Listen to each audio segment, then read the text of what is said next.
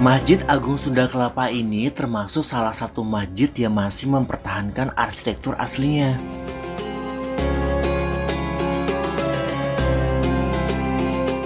Assalamualaikum, masih bersama Tian Adit. Kali ini aku mau ajak kalian mengenal lebih dekat Masjid Sunda Kelapa. Yuk.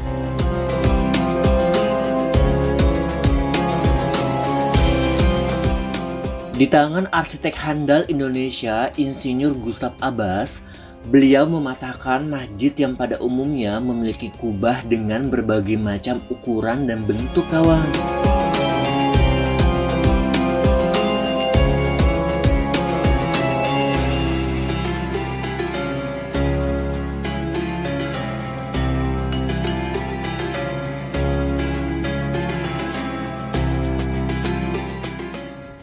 Masjid ini bisa dibilang berbeda dari masjid pada umumnya. Kenapa?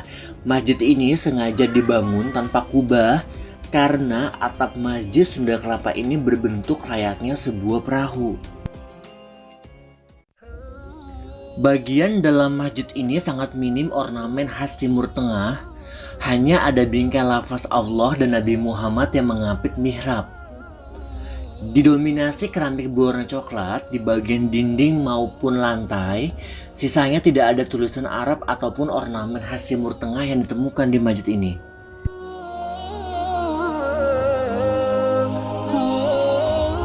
Bentuk perahu sebagai simbol kubah di masjid ini itu sebagai simbol akan pelabuhan Sunda Kelapa, tempat di mana saudagar muslim berdagang dan menyebarkan syariat Islam di masa lalu.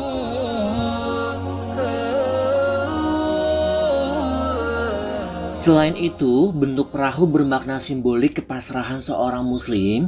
Maksudnya diperumpamakan bagaikan orang duduk bersila dengan tangan mengadah, berdoa mengharap rahmat dan kasih sayangnya.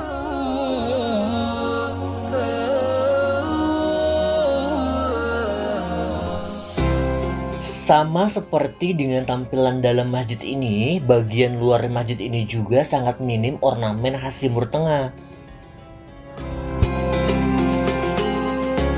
Masjid Agung Sunda Kelapa ini mampu menampung 10.000 hingga 15.000 jemaah sekaligus. Pada tahun 2019 silam, tepatnya 1 Syawal 1440 Hijriah, masjid ini pernah diimami oleh Syekh Kamal Al-Hatami dari Madinah.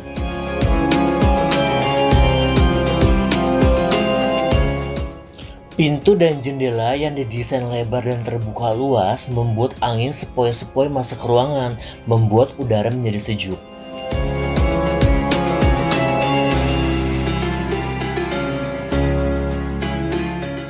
Keistimewaan dari Masjid Sunda Kelapa ini juga tidak memiliki beduk dan simbol bintang bulan dan sederet simbol yang pada umumnya ada di dalam sebuah masjid.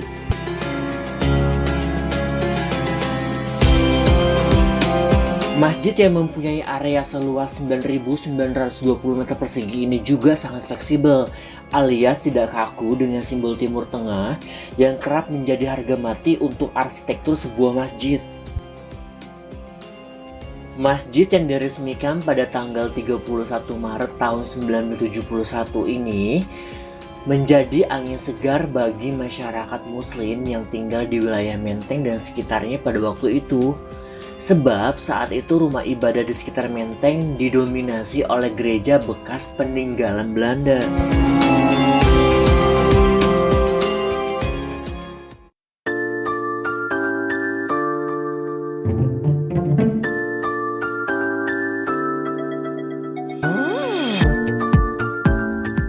Di sini terdapat pujasera dengan beragam hidangan kuliner yang tepat untuk menu berbuka puasa kawan, yang letaknya di sisi depan gerbang utama masjid.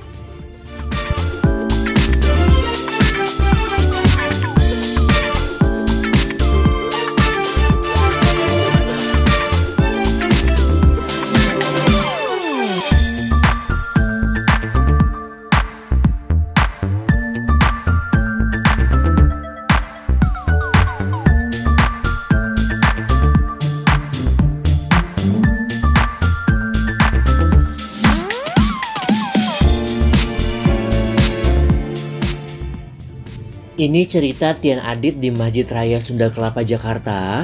Senang sekali bisa meninggalkan jejak di masjid ini. Insya Allah moga kita bisa berjumpa di bulan Ramadan tahun depan ya kawan. Tetap ya jaga kesehatan.